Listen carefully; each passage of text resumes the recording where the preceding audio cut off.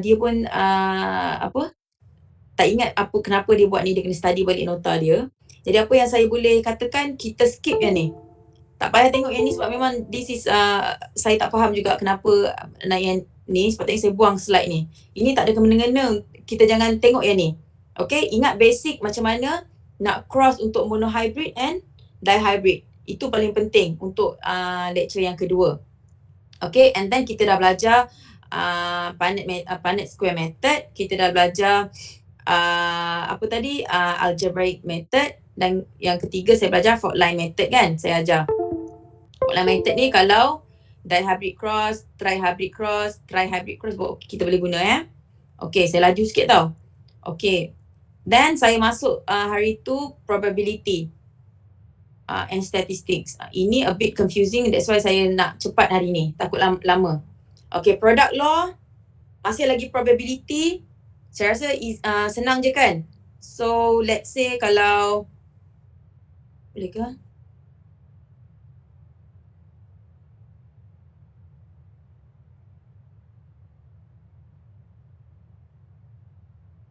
Okay, ini adalah yang paling penting sekali lah untuk product law. Okay, let's say kalau nampak kan saya punya, yang saya conteng ni.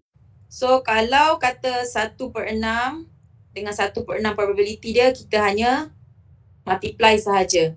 So dia punya syarat, rule dia adalah N. Kalau saya bagi contoh hari tu, saya kata kalau saya nak trade A dengan trade B, saya nak tahu probability kalau saya cross berapa banyak yang saya boleh dapat. Ataupun saya nak choose daripada 36 orang, saya nak dapat yang mata biru dan mata coklat. Berapa ramai berapa probability dia, kebarangkalian kita akan dapat kids ataupun contohlah kids yang dapat ada mata biru dan mata brown. Jadi kita guna N. Senangnya kan ya. Jadi 1/6 darab je 1/6 equal to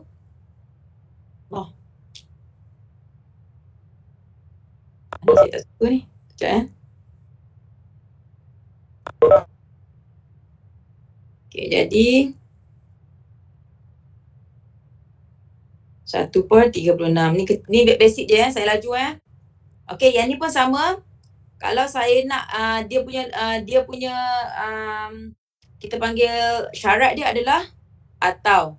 Jadi kalau saya kata saya nak contoh saya nak cari kebarangkalian the probability that saya boleh dapat satu kids yang bermata biru atau satu kids yang bermata coklat kan, bermata brown. Jadi dia punya ni adalah 1/6 tambah 1/6 equal to 2/6 equal to 1/3. Okay, ni basic. Okay, now kita boleh juga tengok kemungkinan. Okay, kebarangkalian. Dulu saya baca bahasa Inggeris, binomial expansion. Kebarangkalian yang saya akan dapat contohnya, okay, kita tengok dulu what is binomial expansion. So binomial expansion is used to give the probability that a certain proportion of offspring will be produced regardless of order. Okay, maknanya berapa banyak yang kita boleh dapat anak ni daripada parent yang kita cross tadi tu. Berapa banyak probability. Saya nak contoh yang berambut, yang berbulu blonde. Contoh, berbulu putih lah. Saya nak yang macam tu. Berapa yang kita boleh dapat kebarangkalian yang kita boleh dapat kalau kita cross parent tu, kebarangkalian kita akan dapat anak yang berbulu putih berapa. Kita boleh guna binomial expansion. Okay, so this is the equation yang kita akan pakai. Lari ni.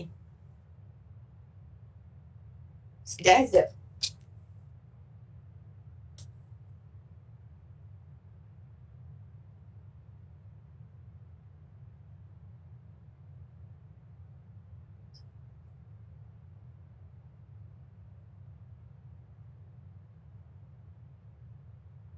Okay, so equation untuk binomial expansion adalah P probability equal to N ni adalah event. Buruk pula N saya.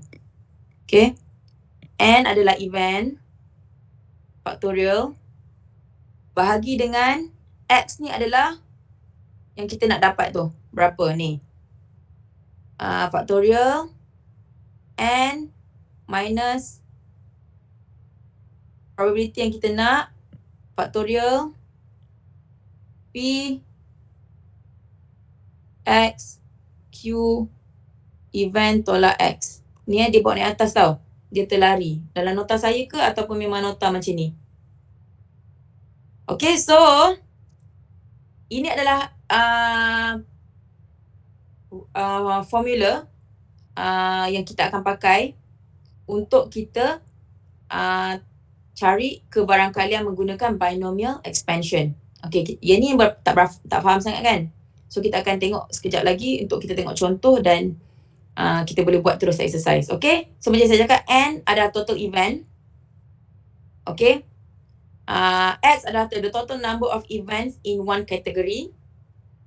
Tengok dulu, kita akan tengok kemudian contoh P individual probability of X. Okay, P. Q individual probability of the other category. Yang tanda ni adalah factorial. Okay, factorial ingat tak? Masa form berapa? Form 5 ke belajar factorial ke form 4? Saya lupa dah. Kalau kita nampak 4 factorial, so kita perlu buat macam ni. 4 times 3 times 2 times 1 equal to 24. Okay? Setakat ni saya rasa okay lagi kan? Okay, now kita tengok contoh. Okay, sekarang saya kata cross dia adalah B besar, B kecil and B besar, B kecil.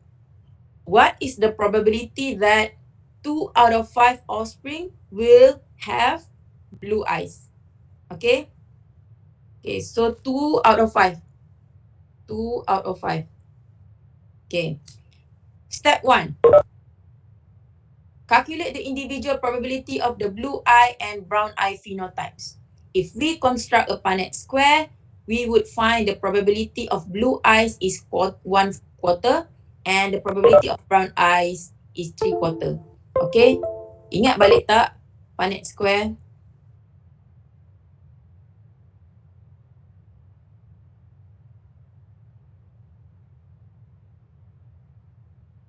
Alamak.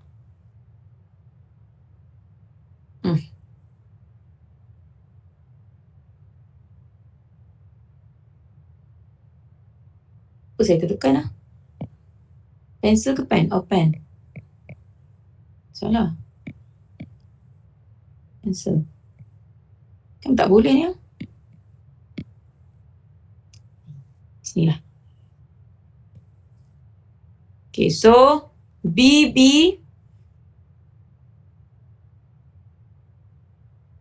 Ingat balik basic ni kan? So BB, BB, BB and BB. Okay. Jadi untuk brown eyes kita akan dapat 3/4. That means brown adalah dominant character. Okay. So ini adalah brown. Okay, brown. La ilaha illallah. Brown, yang ni blue. Boleh jadi macam ni ya. Okay. Sampai sini faham tak? Sini basic lagi Okay, and then okay, step 2. Determine the number of events in category X. In this case, blue eyes versus the total number of events. In this example, the number of events in category X is 2 blue-eyed children among a total number of 5. Jadi, apa yang dia nak sebenarnya? Apa yang kita nak? Kita nak cari 2 budak yang mata berwarna biru. Setiap kali kita sampel 5 budak. Okay? So, ni adalah total sample dia. Total sample pula, sorry. Total event yang kita setiap kali kita nak sample. Contoh kan, saya susun 5 orang budak. Saya nak dalam 5 tu, saya nak bila saya cabut, saya sampel, saya nak 2 budak tu mata berwarna biru. Tapi setiap 5 budak. Saya tak nak setiap 10 budak. Saya nak setiap 5 orang budak. Okay? Sampai sini faham tak? Faham, Doktor. Okay, good. Substitute the value for P, Q, X and N in the binomial expansion equation. Kalau yang ingat lagi probability mungkin mudah lah. Okay, ini kita punya tadi tu, kita punya formula. Masukkan. N kita berapa? 5. And then kita punya X adalah 2. And then 5 tolak 2, factorial Okay, P kita adalah, kita nak apa tadi? Kita nak yang berwarna biru. Jadi berapa dia punya nilai dia? 1/4. Termasuk 1/4. And then untuk Q, 3/4. Okay. Jadi kita selesaikan formulation ni. Jadi kita akan dapat 0.256 ataupun 26%. So setiap kali saya nak sampel 2 orang budak yang mata berwarna biru, saya akan dapat chances saya akan dapat dah 26%. 26%. Okay? Ini daripada berapa? Kalau 26% daripada 100 orang budak lah. Okay. Sampai sini faham tak? Faham, Doktor. Okay Faham, Doktor. Jangan, okay, saya punya concern kalau keluar soalan macam ni, let's say kalau saya bagi soalan macam ni, concern saya mungkin korang akan tertukar di antara P dengan Q ni. Itu concern saya lah. Jadi make sure baca dulu soalan apa yang dia nak sebenarnya untuk yang ni. Dalam kes ni dia nak 2 blue eye. Jadi mesti kita kena tengok ratio untuk blue eye. Okay, yang ni. Jangan tertukar dengan Q. Kalau rajin, cuba cari soalan. Cuba buat soalan-soalan yang macam ni. Kita nak tengok probability dia. Okay, that is binomial expansion. Saya harap boleh faham lah. You guys boleh faham. Sampai sini. Now, kita nak tengok chi-square test. Okay, chi-square ni, nanti dalam statistik, Dr. Azman akan ajar lagi.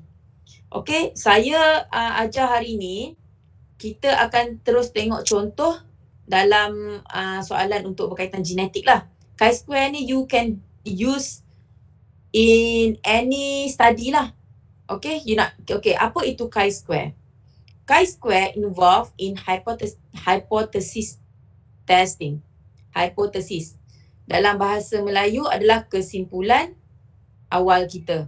Such as determine if the data from a given genetic cross is consistent with a certain pattern of inheritance. Okay? Oh, sekejap. Sebelum saya lupa, sorry. Tertinggal. Untuk binomial expansion sorry saya tertinggal. Okay. Let's say binomial ni, dia hanya, let's say saya kata, kalaulah soalan macam ni, sorry saya reverse balik sekejap Ini senang je. Kalau ciri tu saya hanya nak blue dengan brown. Ini untuk monohybrid. Kalau dihybrid cross macam mana? Ini senang je. Satu ciri, dua ciri sahaja. 2 traits. Kalau saya nak gunakan contoh ni, macam mana?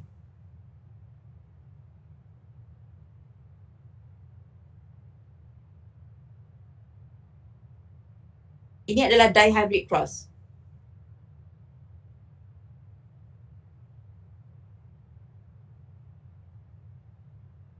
Ada siapa ada idea tak?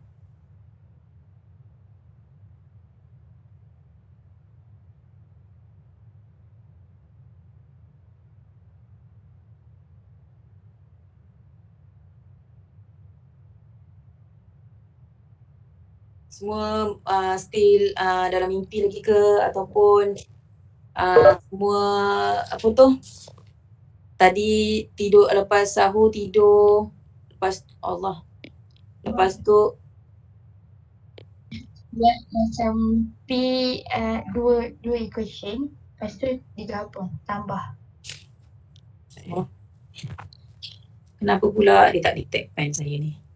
Tengok tu. Saya pula yang stress. La ilaha illallah. Dia melambatkan lagi pula lecture saya.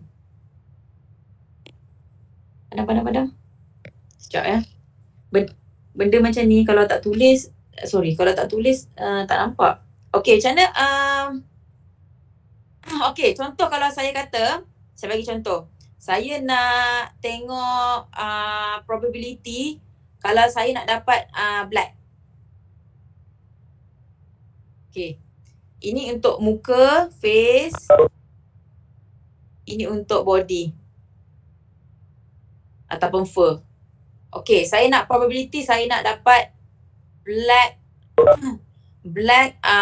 fur regardless the face color. Regardless the face color.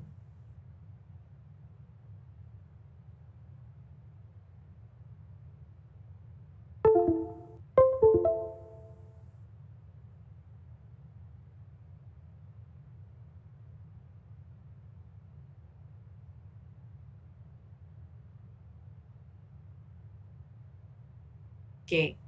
Ingat balik apa tadi tu? Ingat balik formula tadi. Okay, soalan saya nak, kalau saya nak sampel, kenapa pula tak boleh tulis? 2/5. Okay, berapa dia punya apa tu? Probability yang saya akan dapat black body. Kalau dihybrid cross. Okay. Untuk dihybrid cross, okay, tadi kita cerita monohybrid very easy. Kita ada 2 trait sahaja. Tapi in dihybrid cross, sama juga. Bermakna, walaupun saya akan ada 2 trait untuk ni kita akan dapat white face, black body. White face, red body. Solid face, black body. Solid face, red body. Saya hanya boleh pilih untuk saya sampel, untuk saya tahu probability dia. Untuk kalau body, saya ambil body saja. Contoh ini black kan, saya nak black tadi kan. Tu saya kata regardless, tidak kisah warna face dia, saya nak tahu kalau saya dapat badan black saja. Jadi apa yang kita apa ni? Apa yang kita boleh buat untuk dengan saya nak cari probability untuk black body, kita tambahlah. Jadi kan kita ada event kita ada 2 kan. So untuk black body 9/16 tambah 3/16. Untuk Q yang saya tak nak tu 3/16 tambah 1/16. Jadi jangan pandang face.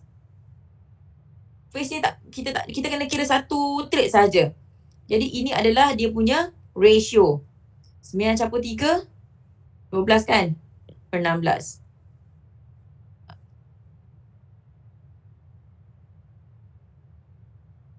Dua belas per 16 apa? 6 bahagi 16. 3/4. Sama juga kot 4/16. Jadi sama juga 1/4. See? Bermakna, maksud saya, contoh kalau dalam soalan saya tanya, saya nak black body. Jadi kita kena tengok dekat black saja. Kalau walaupun asal dia ratio ni adalah daripada dihybrid cross tadi. Okay? Kalau saya nak red, walaupun kita tahu jawapan dia adalah 1/4, tapi tengok yang red ni. Saya tahu dalam exam nanti mesti ada yang lupa. Jadi tambah je. 3/16 tambah 1/16. Jawapan dia 4/16. Okay, 1/4. Okay, faham? Ni pun ada dah atas ni. Kalau saya tanya dalam exam, jangan silap ya. Saja saya bagi yang ni, saya tanya binomial.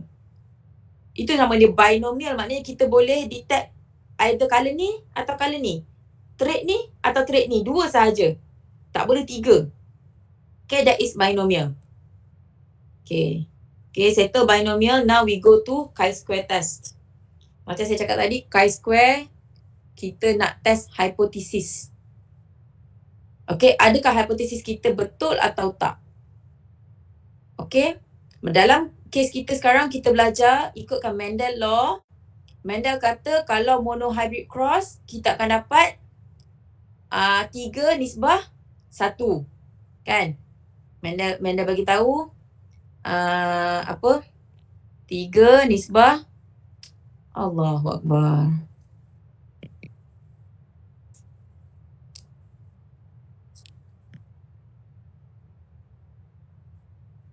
Ni anak saudara saya lah ni main saya punya ni tau. Kotor habis. 3.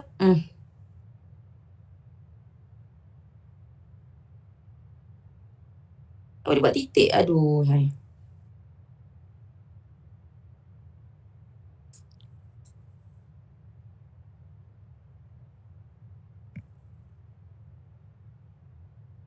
Ke memang tak dia buat titik? 3/1 lah. Stress pula saya. Melambatkan kerja saya. Okay. And then, kalau dihybrid cross, kita akan dapat 9:3:1. Okay, so test the goodness of fit between the observed data and the predicted by the hypothesis. Does not prove that a hypothesis is correct or incorrect. Equation. So equation untuk chi-square adalah ni.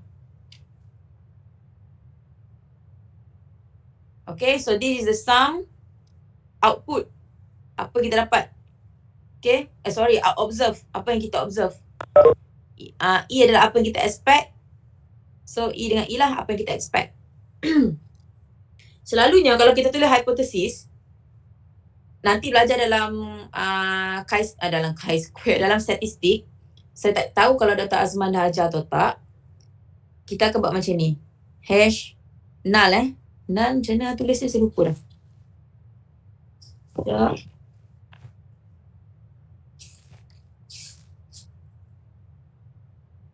Okay.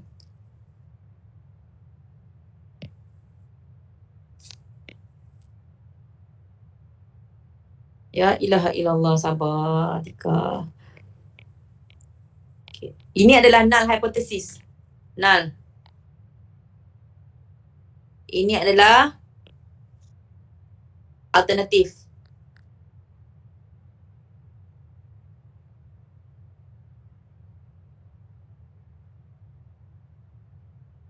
Okay. So ini cara kita tulis hipotesis lah. Null hypothesis meaning hypotesis yang kita expect. Dan alternatif tu adalah sebaliknya lah. Okay. Itu hypotesis. So dia kata step of a chi-square test. Propose a hypothesis that allows us to calculate the expected value based on Mendel's law. Calculate the expected value for each phenotype. Apply the chi-square formula using the data from the observed and expected values as calculated above. Okay. Kita terus pergi dekat soalan. Okay. A true breeding fly with straight wings and a grey body is crossed to a true breeding fly with curved wings and bony body. The flies of the F1 generation are then allowed to mate with each other to produce an F2 generation. Okay. Ini monohybrid ke dihybrid cross?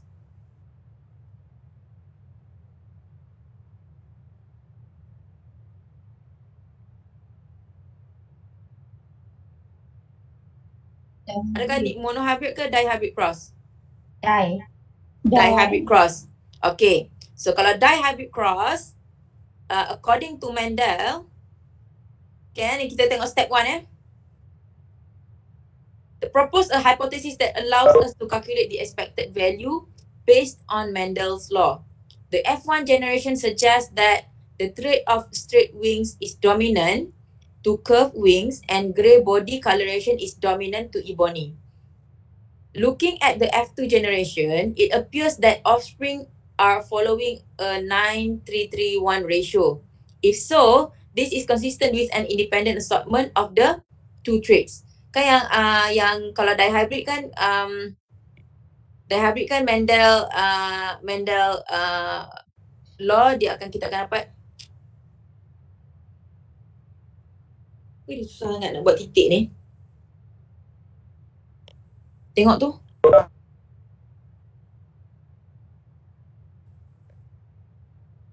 La ilaha illallah. Sebelum saya hilang kesabaran, baik saya tengok ni, tunjuk ni je. Tu. Okay. Mendel law is 9:3:1. If so, this is consistent with an independent assortment of the two traits. Based on this observation, the hypothesis is straight wing is dominant to curve and grey is dominant to ebony. The two traits segregate and assort independently from generation to generation.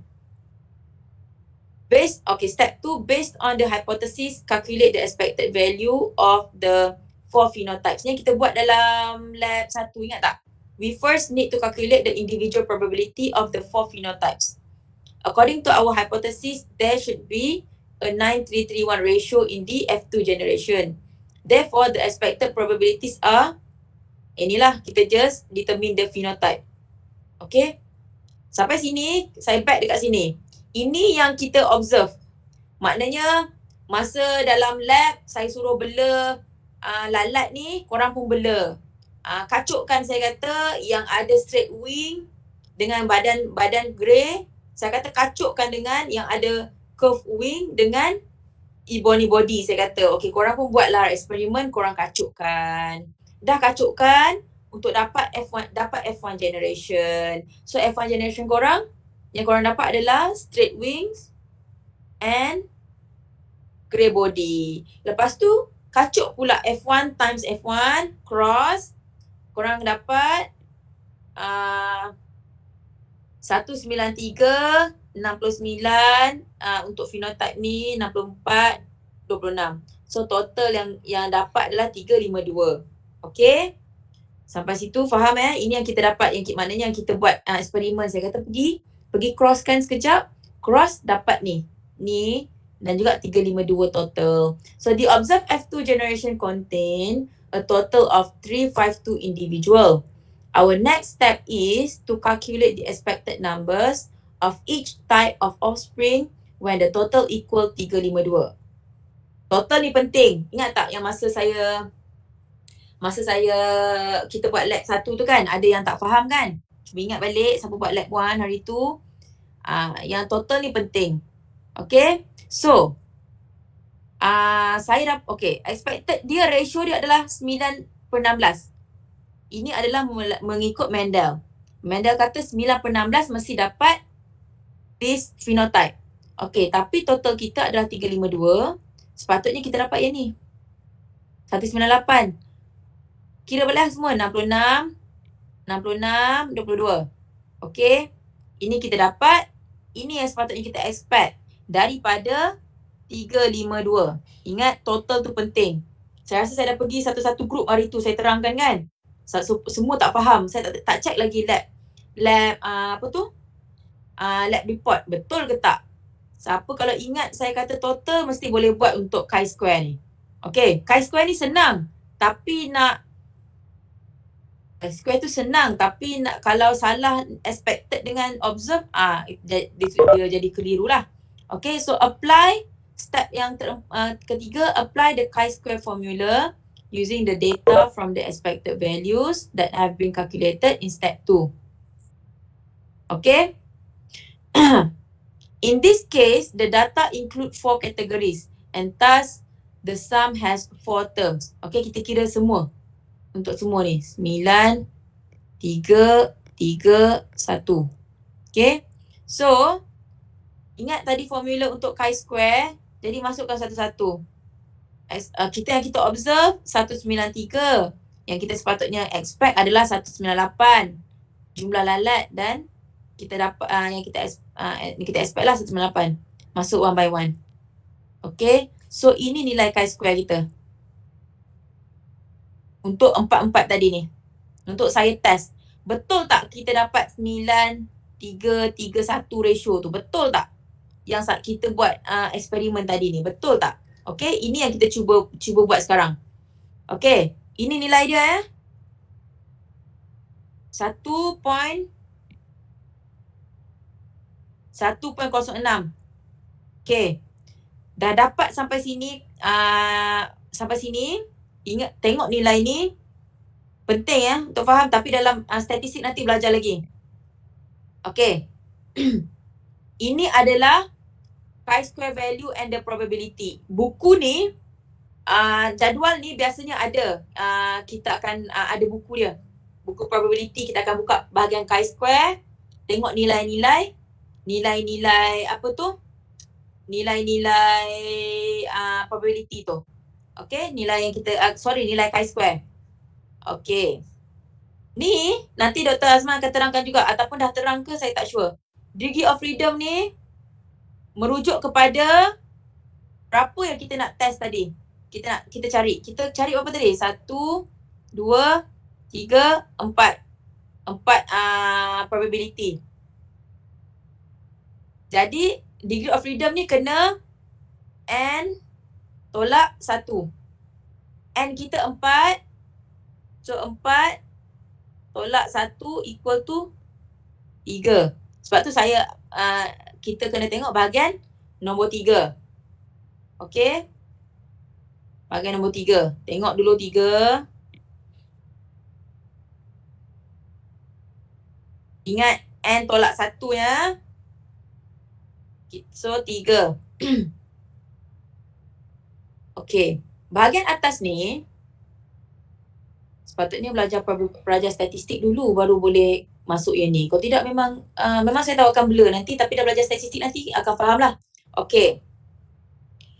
Selalunya bila kita statistik, kalau kita cerita probability kita nak tengok kita punya study ni, okay, bila kita buat study peringkat dah tinggi macam ni, kita bukan macam buat projek kita perhatikan apa tu contoh saya tak cerita genetik. Contoh saya nak tengok kesan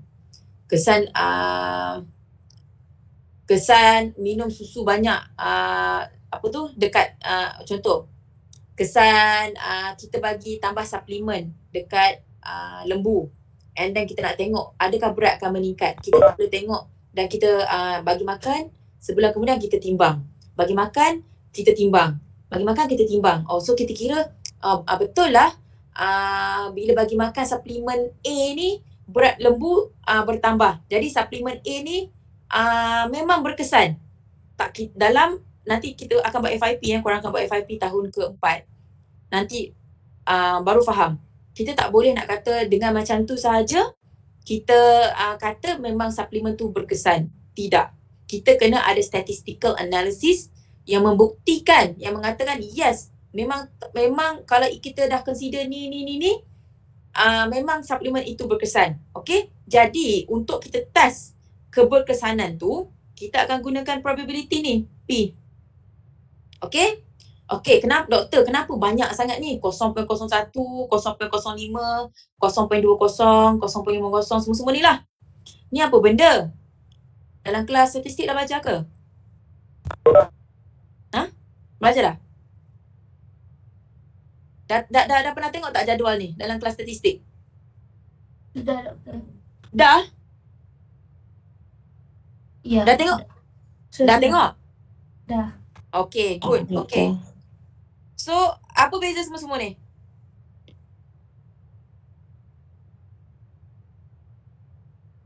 Apa beza 0.01, 0.05, 0.20, 0.50, 0.80, 0.95, 0.99? Alamak. Saya nak back.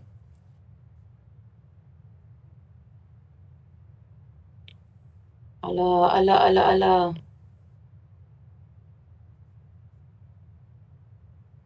Mana? Oh, okey. Okey, apa beza? Alah, hilang ke?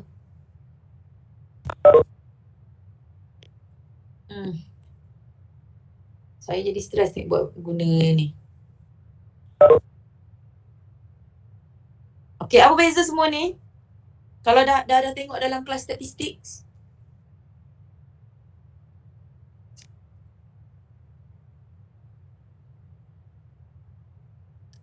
Ini adalah nak menunjukkan berapa tepat ataupun bukanlah tepat berapa the confidence level untuk kita buktikan yes memang betul benda ni berkesan. Lagi kecil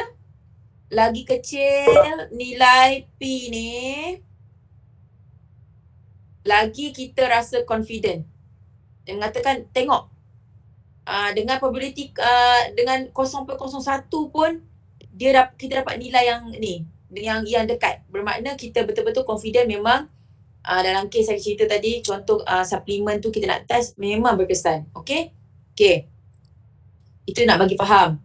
Dan nilai P nanti Dr. Azman ajar ini bergantung kepada bidang apa yang kita ni. Okey, ada yang social science yang buat mungkin kajian manusia ke apa, dia akan guna ni lah lebih besar. Sebab banyak faktor yang mempengaruhi. Tapi kalau kita buat contohnya eksperimen kita dalam control environment, kan, buat dalam lab, kita kontrol suhu, kita kontrol environmental condition, dan selalunya kita akan ambil, biasanya kita guna ni lah. Biasanya ni ataupun ni. Selalunya. Yes, selalunya. Okey, ini saya nak terangkan yang ni je. Okey. Kenapa saya nak terangkan? Okey. Okey, now, berapa nilai kita tadi yang sebelum ni?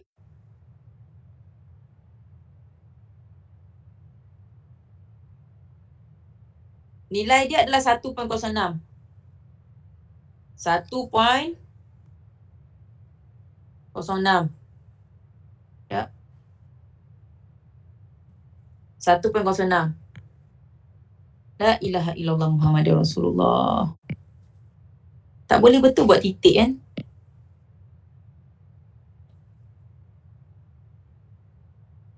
Okey.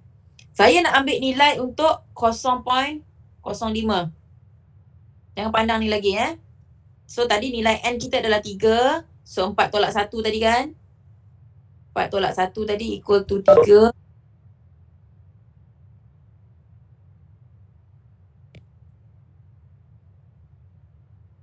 Ini sebab saya tak letak Tak apalah 4 tolak 1, 3. Jadi kita akan dapat nilai ni adalah 7.815. Okey. Dalam statistik, Dr. Azman ajar tak curve ni? Biasa tengok tak? Pernah tengok. Pernah tengok? Ni apa ni? Loceng ke apa ni? Pernah tengok tapi tak ingat? Ini distribution. Pandai. Word right? Good. Distribution kan? Okay. Biasa sini kosong lah Okay, let's say saya nilai saya daripada chi-square table is 7.8. Saya kena terbalikkan macam tu, nanti nampak lubang hidung.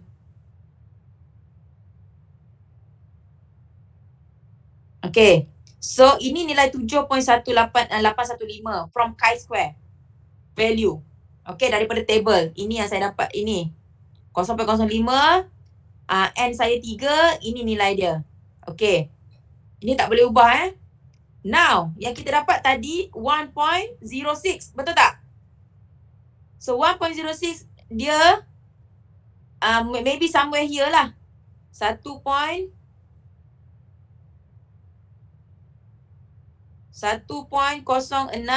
is somewhere here. Jadi, kalau untuk probability if nilai tu jatuh kurang nilai P tu, ni nilai P kan? Kurang daripada ni, nilai daripada chi-square value ni, meaning 1/6 dia jatuh kurang lah kat sini kan. Bermakna, meaning that saya punya null hypothesis tu diterima. Okay? Saya terima null hypothesis saya. Bermakna tadi, betul tak? Mendel cakap kalau dihybrid cross, kita akan dapat nilai 9331. Jadi, eksperimen saya suruh bela lalat tadi, betul tak kita dapat 9331 menggunakan chi-square tadi? Saya nak sahkan yang hipotesis saya tadi betul. Jadi, betul tak kita dapat sini kurang daripada 7.8815 melalui distribution ni, curve ni. Bermakna null hypothesis is accepted.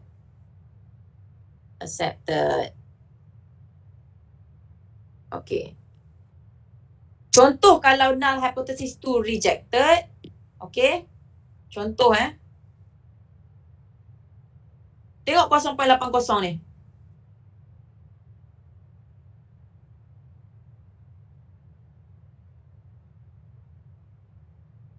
Okay. Nilai dia adalah 1.005. Somewhere here lah. 1.05.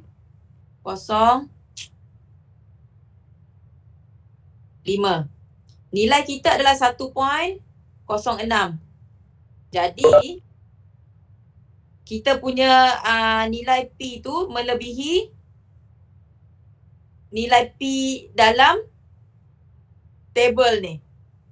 Nampak tak? Betul tak? 1.06 is somewhere here lah.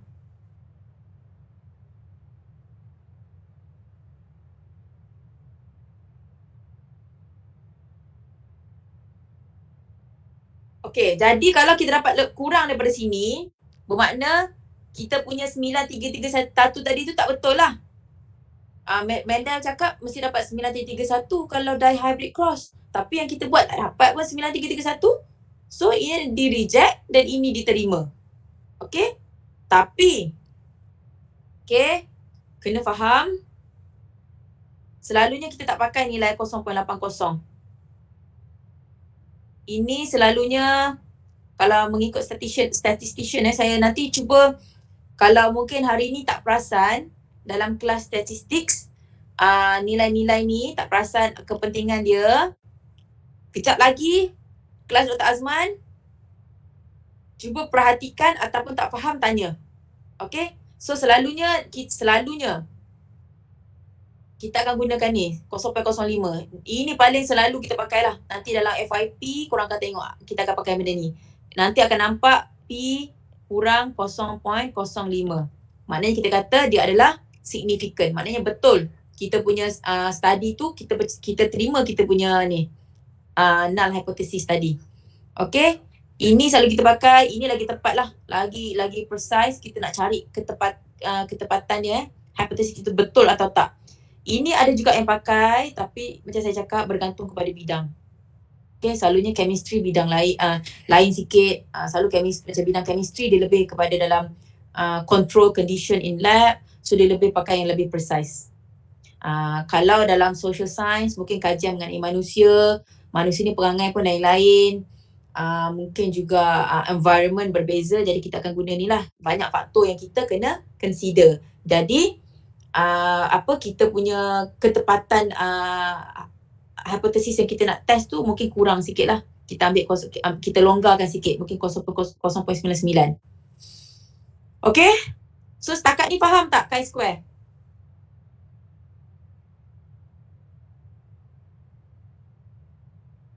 Dah dapat follow Doktor, Yes. doktor. Kalau dekat page yang 38 tu, dekat yang 4A tu dia cakap hypotheses are usually rejected if chi-square is less than 0.05. Dia macam contradict je, saya tak faham yang ni. Usually rejected if the chi-square value results in a p value less than. Tak, salah. Tak, bukan. Ataupun, sekejap saya yang silap. Meaning dia kata kalau dekat sini baru kita terima, betul tak? Sebab dia kata kalau jatuh betul. kurang daripada 0.05, maknanya nilai tu dekat sini, kita reject.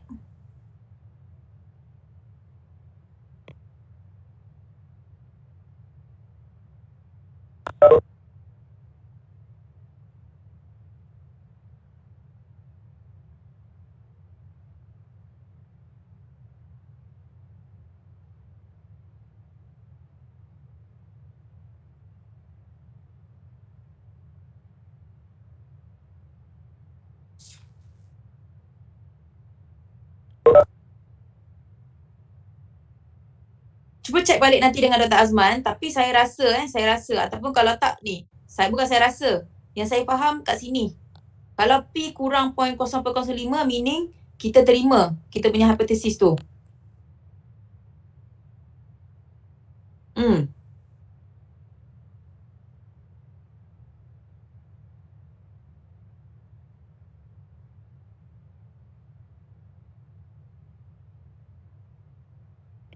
Nanti saya check balik, tapi saya dah check dah. Sebelum saya ni saya dah check balik. Sepatutnya kalau kurang kita terima. Tapi tak apa. Saya akan check balik yang ni. Dan sekarang statistik belajar subjek part mana? Baru sampai apa? Statistik. Tak ingat? Dah chi-square dah belum?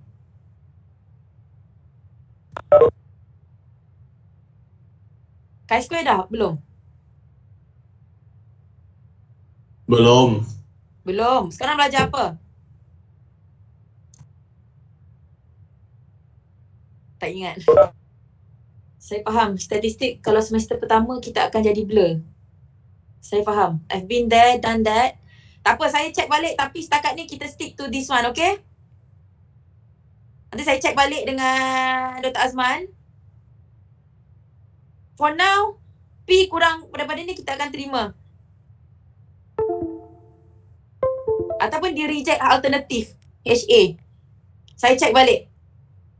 Dia masuk reject tu, dia reject alternatif, kita terima null. Okay? Ni saya check balik nanti, don't worry. Dia rejected, but it doesn't mean that mungkin dia kata kita reject yang alternatif tu. Okay? Saya check balik yang ni. Tapi yang dalam kes saya, yang saya tunjuk ni, ini kalau HO tu kita terima. HA kita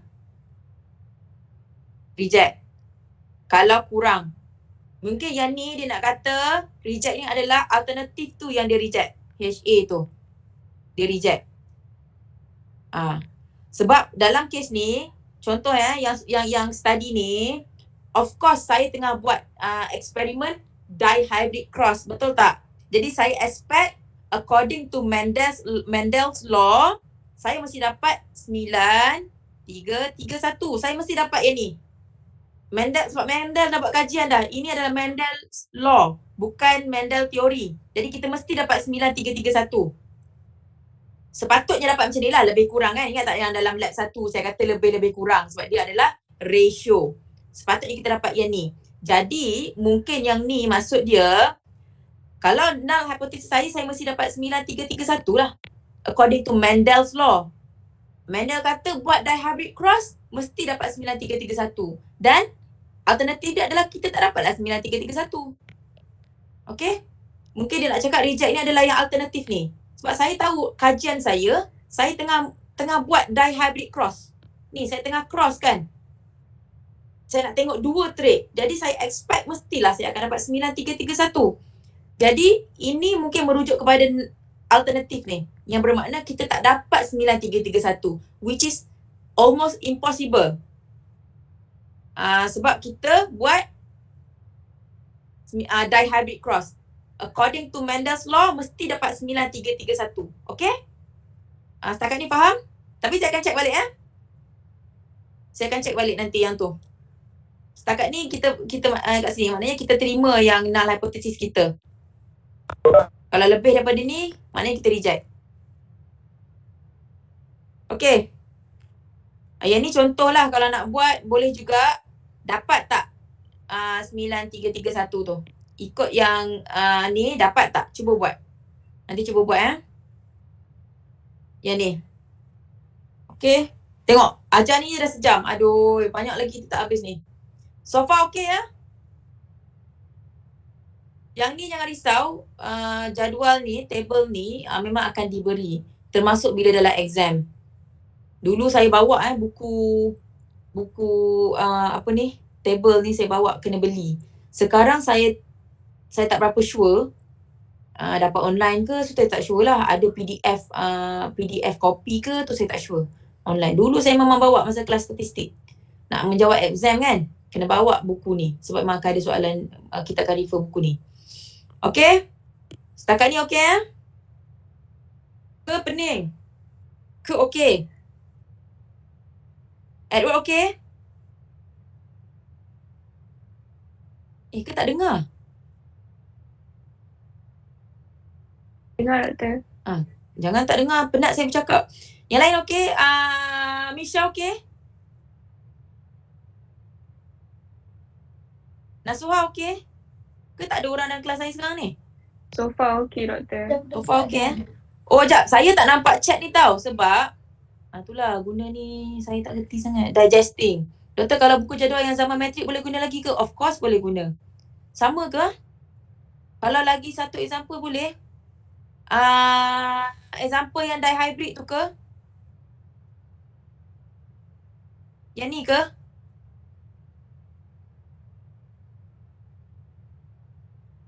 Yang ni kita dah buat lab 1 dah buat kan? Nanti kita buat dalam lab session lah, saya terangkan lagi. Sebab saya kena habiskan lecture. Banyak lagi ni. Lecture 3 lagi banyak tau. Okay? Sampai situ untuk chi-square. Chi-square. Binomial. Soalan. Boleh? Nanti saya bagi. Saya cuba cari Sebenarnya saya cuti hari ni. Tapi saya terpaksa buat kelas. Sebab saya tak nak kita tertinggal. Banyak tau. Memang 14 topik. So that's why saya laju sikit hari ni. Dah tak ada minum kan. Okay. Now kita pergi tengok pedigree analysis. Mendel's approach works when large number of offspring can be produced and matings can be controlled. This is unethical in humans and impractical for some organism. Yes. So kalau Mendel's, kalau kita contoh yang chi-square contoh tadi tu, kita nak test on lalat. Of course dia offspring dia produce in large numbers. But how about human? Human tak boleh. Mungkin ada seorang je anak, mungkin 2 orang. Jadi kita nak test tu tak berapa, kita panggil Mendel's law. Mendel's law tu tak berapa boleh dipraktik lah untuk human. So a pedigree ataupun family tree is used to examine inheritance patterns in humans. Often used to study human disease. Selalunya kita tengok untuk human disease lah. Sebab kita human lain sikit, kita ada sex kromosom kan. Jadi lain sikit. Why do pedigrees, Punnett square and chi-square tests work well for organisms that have large numbers of offspring and control matings, but humans are quite different? Small families, even large human families have 20 or fewer children. Uncontrolled matings often end with heterozygotes. Alamak, saya nak back, saya dah tak kerti dah ni. Failure to truthfully identify parentage. Susah kita nak trace balik dia punya tu. Okay, goals of pedigree analysis. Ni boleh ni lah Determine the mode of inheritance. Dominant, recessive, partial dominance, sex link, autosomal, mitochondrial, maternal effect. Dalam kes human ataupun other organism, contohnya macam animal, ialah human is animal, animal kan. So kita akan ada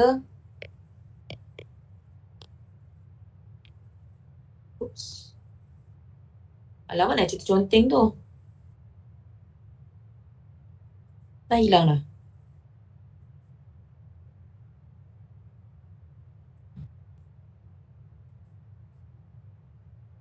masih hilang.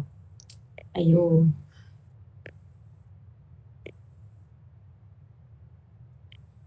Tak nak keluar, okay. So untuk pedigree kita lebih apply kepada human dan organism yang tak boleh. Kita guna approach Mendel ni. Determine the probability of an affected offspring for a given cross. Determine the probability of an affected offspring for a given cross. Pedigree can also be used to make predictions about future offspring. Selalunya kita akan tengok dalam disease lah. Doktor akan guna contoh kan. Macam kalau penyakit yang memang dapat inherited ni, contoh macam albinism. Okay, dia ada kena mengena dengan inherited juga, albinism, apa lagi? Thalassemia saya rasa one of the inherited disease.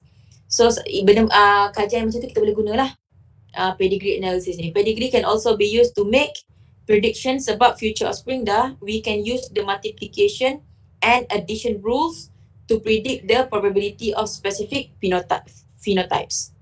We can use the multiplication and addition rules to predict the probability of specific phenotypes. Okay? Ni multiplication yang mana tadi tu? Addition yang mana? Probability yang tadi tu kan? Yang saya ajar tu. Sum law and product law tu. Okay? Basic symbol. Ni boleh tengok lah ya. Male, healthy, affected male, female, unaffected, affected female, unknown sex, dead, mating, consanguineous mating, offspring. Arrow point to proband. Saya lupa aku masuk proband hari tu.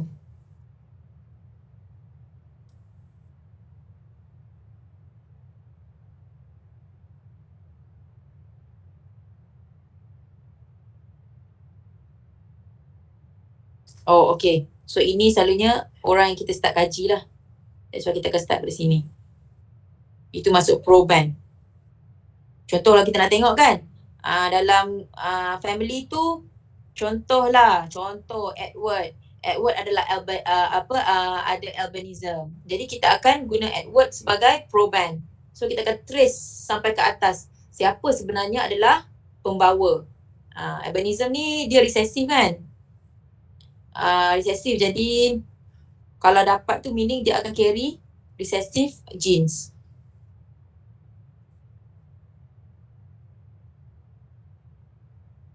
Consanguineous ni kalau kita kahwin closely related individual. Contoh kahwin dengan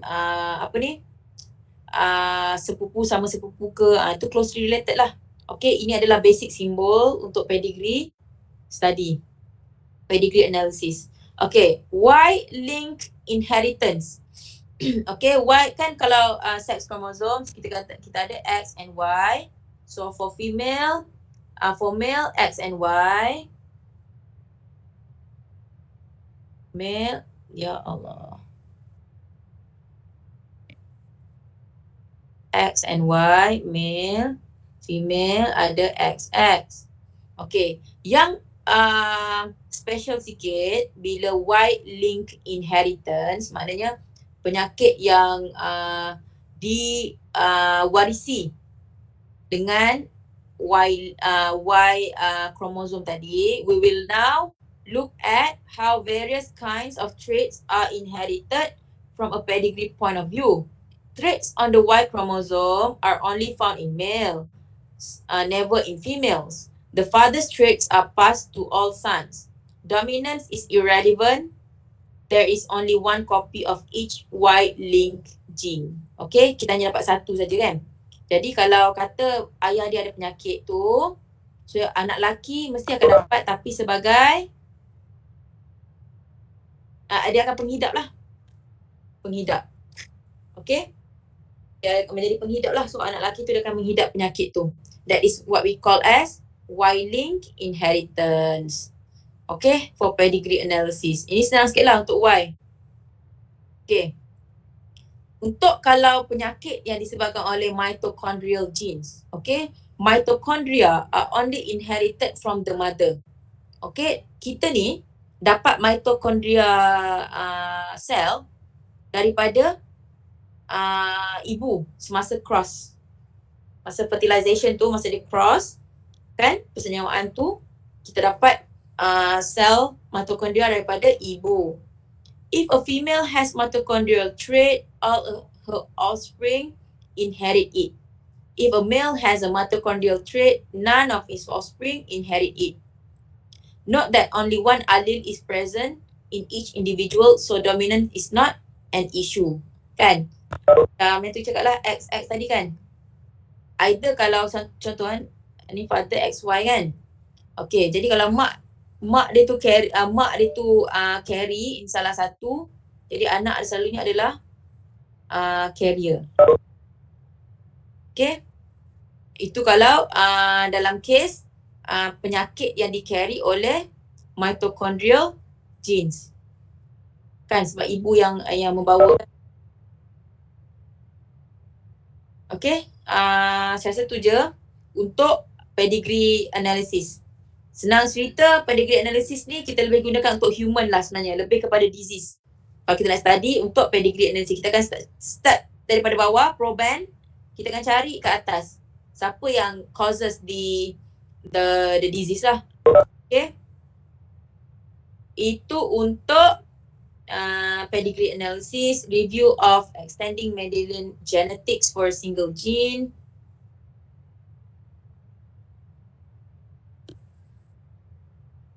Ni boleh baca lah kod ya. Okay, inheritance patterns are often more complex than predicted by simple Mendelian genetics. The relationship between genotype and phenotype is rarely as simple as in the P plant characters Mendel studied. Ya, tak adalah sesenang Mendel cerita kan.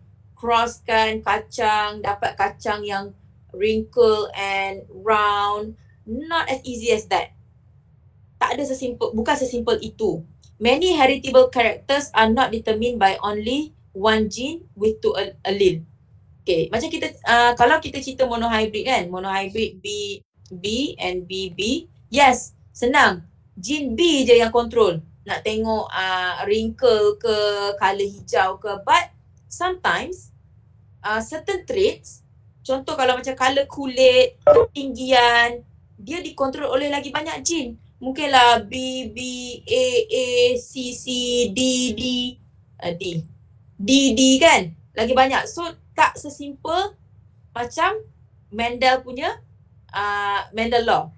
Okay, however, the basic principle of segregation and independent assortment, ini penting.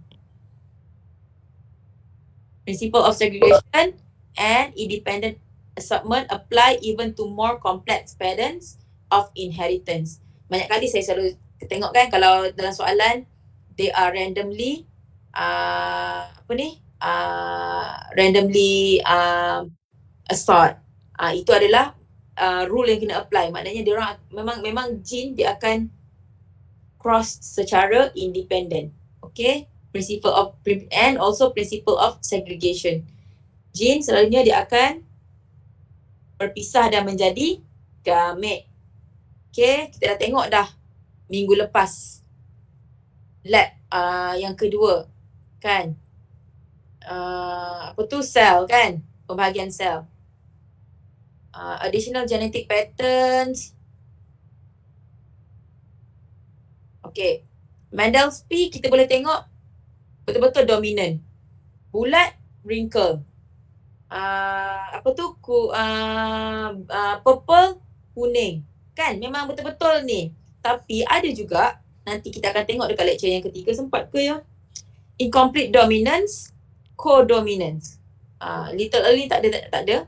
Tapi inilah ada pattern little allele, hierarchy of dominance. Ataupun 2 allele per gene, multiple allele. Ada certain trait yang dikontrol oleh a few genes. One gene affects one trait. Ada juga.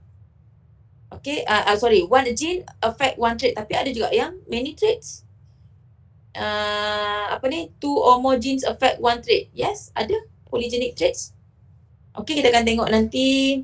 Could not observe gender specific traits. Of course, sebab Mendel gunakan Ps. Kalau kita nak apply dekat binatang, to animal, dah susah. Sebab kita ada sex influence traits and also sex limited traits. Trait expressed at same level and stage of life. Ni anticipation, kita hanya boleh jangka sahaja.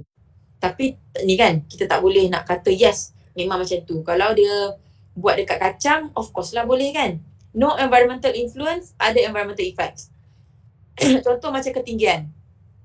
Dulu orang cerita kalau dekat orang Jepun ke kan, Asia lah, in general selalunya rendah-rendah. Tapi sekarang dulu saya pergi Korea, saya tengok orang lelaki-lelaki kat luar remaja-remaja tinggi sangat. Sebab apa? Environmental effects. Minum susu banyak, makan protein tinggi, makan ikan. Kan? Tak tahu apa lagi dia punya ada factors. So environmental factors yang contribute to the changes. Okay. So that's all. Nanti kita akan tengok ya lepas ni modification of Mendelian ratio. That means yang 9, 3, 3, 1, 4, 1 tu tak boleh apply untuk semua. Jadi ada modification. Okay, so these are the factors ataupun other modification of the Mendelian ratio. Semput saya nak habiskan lecture 2. Banyak betul. Okay, so far okay tak? Saya rasa yang susah sikit chi-square kan?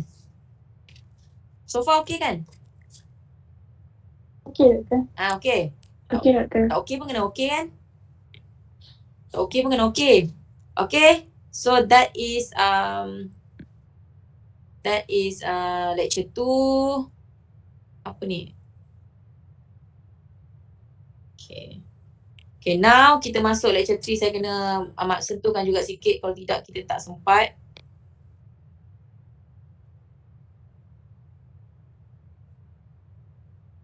Okay, lecture 3 ni senang je. Tak ada mengira-mengira Okay. Last kali tadi kita tengok yang modification of Mendelian ratio kan. So beyond Mendelian inheritance, interaction of gene. Gene dia ada interaction. Of course lah. Okay. Recap. So kita akan tengok ni 4 nanti ni. Dominance, multiple allele, gene interaction and complementation. Adakah ini? Kita akan masuk separuh je. Kalau saya cepat lah saya akan bercakap dengan laju. Okay. Modified ratio, now we're gonna see dominance. Okay. Extending Mendelian genetics for a single gene. Inheritance of characters by a single gene may deviate from simple Mendelian patterns in the following situation. When alleles are not completely dominant or they are not completely recessive. Dalam kes Mendel, dia buat kacang, memang kacang yang kalau kata phenotype bulat, memang dia completely dominant. But itu tidak sentiasa berlaku kepada kes-kes yang lain, ciri-ciri yang lain. Jadi ada ciri yang tak mungkin dia tak completely dominant ataupun dia tak completely recessive. Jadi kalau dia carry satu recessive allele, contoh W kecil pun dia akan keluar ciri yang tu. That means the genes are not completely dominant or not completely recessive. When a gene has more than 2 allele, macam saya cakap tadi kan, contoh gene untuk ketinggian, ada yang A, mungkin B, C, D, jadi lebih daripada 1. Kalau cerita 1 tak apa, cerita 2 pun okey lagi, 3 pun okey lagi. How about 4? Dah susah, betul tak? When a gene produces multiple phenotypes, ni lain pula. Gene ni, contoh dia kata boleh produce kacang yang bulat. Tapi gene tu sebenarnya boleh juga produce kacang yang wrinkle, kacang yang mungkin berbentuk segitiga, contoh. Okay? Jadi maknanya Mendel ratio tu atau Mendel law tu doesn't always apply to all cases. Okay, ada certain case yang ada modification. Degree of dominance. Okay, ni senang je. It's either complete dominance, meaning macam saya cakap tadi tu, 3 to 1. Senang, tahu. Bulat, wrinkle. Bulat, wrinkle. Complete. Dia tak akan dapat dia takkan gene tu takkan pula tiba-tiba ada yang resesif, resesif tu berbentuk segitiga, tidak, takkan boleh. Okay, dan yang kedua, incomplete dominance. The phenotype of F1 hybrid is somewhere between the phenotype of the two parental, somewhere between. Kita tengok sekejap lagi, senang je ni. And codominance. Two dominant allele affect the phenotype in separate distinguishable ways. Maknanya dua-dua dominan. Kalau ada A dengan A, B dengan B, dua-dua ni dominan ni. Kalau dua-dua ada, dia jadi A, B, dua-dua ciri akan keluar. Dua-dua ciri akan keluar. Senang kan? Complete, incomplete and codominance, very very easy. Okay, ni contoh. Contoh incomplete dominance. Okay, contoh dia cross kan. Red. Apa nama bunga ni?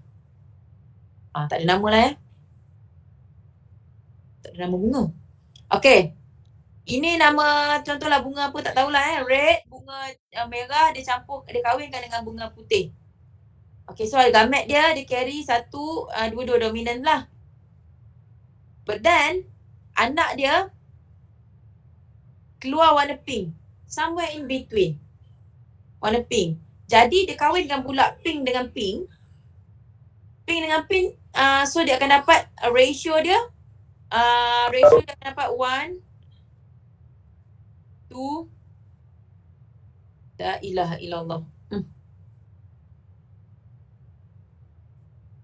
1, 2, 2, 1 ratio. Meaning satu merah. Saya salah 1, 2, 2, 1 pula, sorry.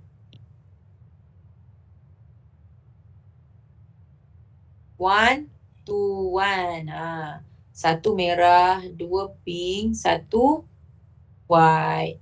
Okay? So okay tak? Incomplete dominance senang je kan? Okay. Okay. Codominance. Both alleles of a pair of fully expressed in heterozygote individual, thus the F1 heterozygote exhibit the phenotype of both homozygote parents. Two dominant allele affect phenotype in separate ways. Both alleles manifest. Contoh Roan, coloring in horses, both red and white. Ni contoh dia. Okay, dia kahwinkan yang R dominan dengan R recessive. Tapi yang dia dapat adalah dua-dua kali dapat. Merah dapat, putih sikit-sikit pun dapat. Tengok ni. Okay, dua-dua keluarkan colour. Ni bukan somewhere in between. Ini sebenarnya nampak ni putih, ni merah. Satu lagi contoh, kalau saya tengok contoh lain. Contoh kalau macam ada ayam baka black ayam tu black. Baka dia kahwin dengan white. Ayam tu keluar black, bintik-bintik white. Keluar dia badan dia, white, badan dia bintik-bintik black. Meaning dua-dua tu dominan, dua tu kuat. Samalah ni. Dalam gambar ni tak terang sangat. Ni terang. Ni. Okay? Itu codominance. Senang je. Saya tak terang lama-lama lah. Satu lagi apa complete dominant tu yang macam Mendel tu lah The relation between dominance and phenotype. A dominant allele does not subdue a recessive allele. Allele don't interact that way. Alleles are simply variation in a gene's nucleic sequence. For any character, dominance, recessiveness, relationships of alleles depend on the level at which we examine the phenotype. Okay? A dominant allele does not subdue a recessive allele. Alleles don't interact that way. Allele are simply variation. Maknanya bukan bermakna allele tu dia menutup allele yang allele contoh A tu dia menutup ciri-ciri yang dibawa oleh allele yang recessive tu. Tidak. Bukan. Dia akan produce, dia ada lagi pula kita panggil biochemical pathway. Tu cerita lain lah. Jangan terlalu fikir yang tu je, fikir je. Bila dia macam ni, kalau incomplete dominance, dia dua akan menunjukkan ciri-ciri dia. Macam tu sahaja. Dominant allele are not necessarily more common in population than recessive allele. Yes, maknanya dominant allele are not necessarily more common in populations than recessive allele. Contoh, tidak bermakna contoh kan yang more common. Contoh macam rambut, saya lupa rambut kerinting ke rambut lurus yang dominan. Saya rambut lurus kan? Tidak bermakna salah satu tu lebih dominan dan selalunya yang kita nampak tu adalah dominan. Tidak. Sometimes ciri-ciri yang kita nampak tu lagi banyak tu adalah sebenarnya recessive. For example, one baby out of 400 in the United States is born with extra fingers or toes. The allele for this unusual trait is dominant. See? To the allele for the more common traits, common trait for 5 digits per appendage. 5 digit tu maknanya 5 jari. In this example, the recessive allele is far more prevalent than the population's dominant allele. Okay, ini extra ni je lah. Okay, nak berhenti sampai ni sahaja atau nak teruskan sikit lagi? Tapi saya stop sampai sini lah. Epistasis ni banyak sikit saya nak terangkan. Dia tak susah, tapi ambil masa. So, saya sampai sini je. Sebab ke 10 nanti kelas doktor ni kan? Kelas Dr. Azman. Tak habis juga kita hari ni. Okey, itu saja. Setakat ni ada soalan tak? Semua okey? Semua tak bersemangat hari pertama kan? So far okey doktor. Semua okey Okey doktor. Semua hari ni senyap je. Biasa aktif sikit. Okey, tak apalah. So sampai hari ni saya sampai epistasis ni saya akan sambung next week. Dan seterusnya lah. Kita memang dah lambat dah sebenarnya ni. La ilaha illallah. Okey, so hari Selasa macam biasa lab pukul 2 dekat lab yang biasa. Saya lupa, saya tak ni lagi. Saya tak tengok lagi lecture apa, lab apa untuk ni minggu ni. Okay, jangan lupa attendance dalam klip. Jangan lupa. Itu sahaja untuk minggu ni. Dan jangan saya tak buat lagi submission untuk lab yang kedua. Saya akan letak dalam klip nanti. Hari terakhir adalah hari Selasa lah. Saya akan buat seminggu-seminggu kan. Isnin ke Selasa nanti saya tengok balik. So siapa yang tak ni siapkan lab Make sure siapkan lab dan ni. Attendance sekali lagi. Don't forget attendance, okay? So terima kasih semua. Kita jumpa hari Selasa dekat lab. Assalamualaikum. Wassalamualaikum doktor. Thank you doktor. Uh, Doktor.